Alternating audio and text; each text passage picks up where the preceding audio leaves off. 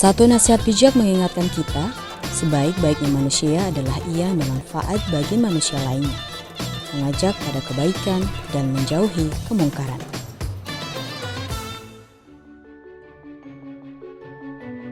Indonesia terdiri dari beribu pulau dan didiami beribu etnik, memiliki latar belakang sejarah yang beragam.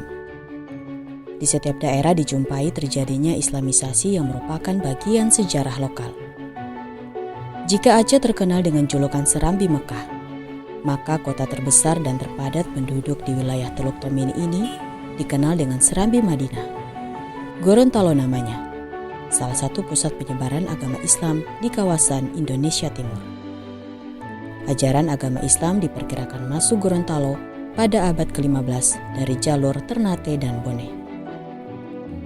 Gorontalo layaknya Serambi Madinah yang hiruk-pikuk masyarakatnya ramai beribadah, memenuhi masjid-masjid dan juga lantunan ayat suci terdengar menggema di setiap pelosok masjid.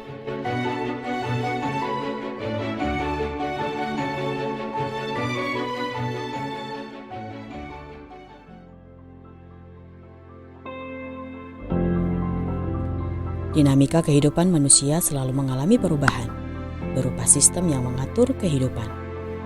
Seperti halnya sistem pemerintahan yang berbentuk kerajaan.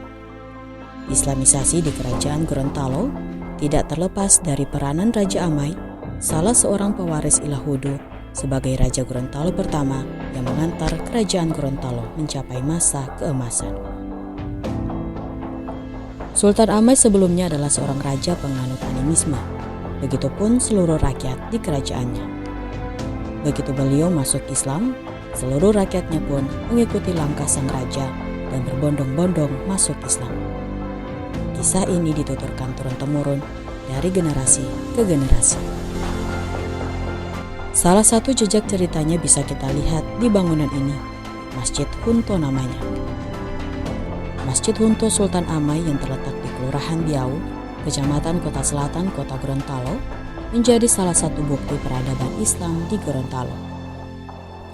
Masjid yang telah masuk menjadi cagar budaya ini telah banyak mengalami perubahan dan renovasi. Namun, beberapa bentuk keasliannya tetap terjaga. Di antaranya bangunan utama masjid yang berukuran 12 x 12 meter yang tetap dipertahankan bentuknya. Sedangkan di bagian depan dan samping dibangun ruangan-ruangan tambahan. Di depannya kini ada ruangan tambahan seluas 60 meter persegi, sedangkan di sebelah utara ruang utama juga dibangun ruang tambahan dengan ukuran 8 x 12 meter. Selain bangunan yang telah berusia ratusan tahun lamanya, di dalamnya banyak benda peninggalan masa lampau. Bahkan ada yang telah berusia 600 tahun. Benda-benda tersebut antara lain mimbar tempat khotbah,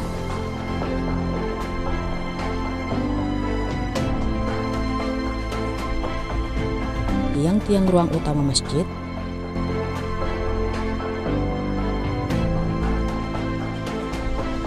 beduk yang terbuat dari kayu randu,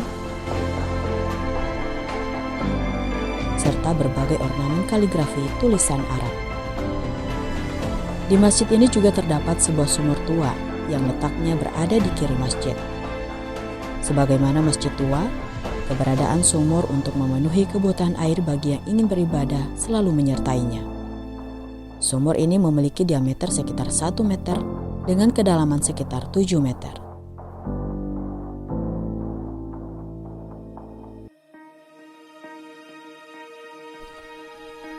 Raja Amai merupakan peletak dasar Islam di Gorontalo setelah melakukan pernikahan dengan Putri Outango, putri dari Raja Palaisai yang Islam.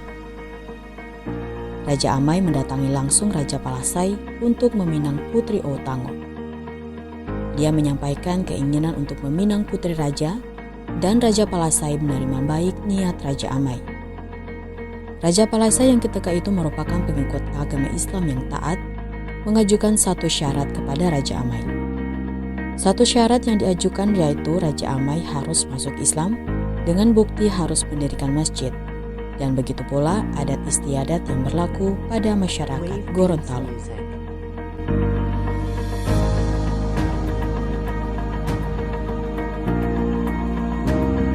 Meski awalnya hanya sebagai mahar pernikahan, Namun setelah berdiri masjid ini bukan saja menjadi simbol hadiah pernikahan semata.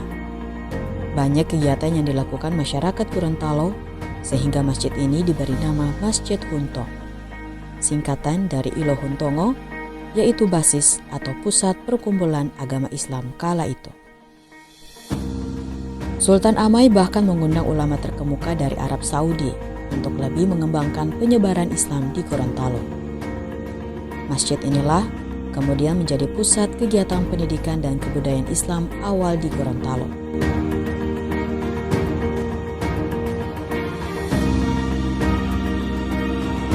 Sultan Amai sendiri setelah wafat dimakamkan di area masjid ini. Kegiatan-kegiatan yang diselenggarakan berupa dakwah dan tablik tentang keagamaan kemasyarakatan dalam hubungan dunia dan akhirat. Demikian pula dalam aktivitasnya, mulai memperkenalkan dan mengembangkan prinsip adat dan kebiasaan yang berlaku pada kerajaan dengan cara ajaran Islam, sehingga adat memegang peranan penting dalam saluran Islamisasi. Di zaman sekarang ini, Gorontalo dikenal dengan Serambi Madinah, di mana prinsip nilai yang ada yaitu adat bersendi sara bersendi kitabullah. Sehingga semua adat yang bertentangan dengan syar'i itu ditinggalkan. Sehingga boleh melakukan adat sepanjang tidak bertentangan dengan syar'i. Itu yang berkembang di sini, sehingga kemudian banyak masyarakat yang selalu datang ke masjid ini untuk sekedar melakukan wisata religi. Mereka melakukan itikaf, bahkan dari luar daerah, dari mancanegara, semua tertuju ke sini dalam rangka bagaimana mereka mencari ketenangan, mencari jati diri mereka, agar supaya betul-betul di dalam melaksanakan syariat Islam ini sempurna.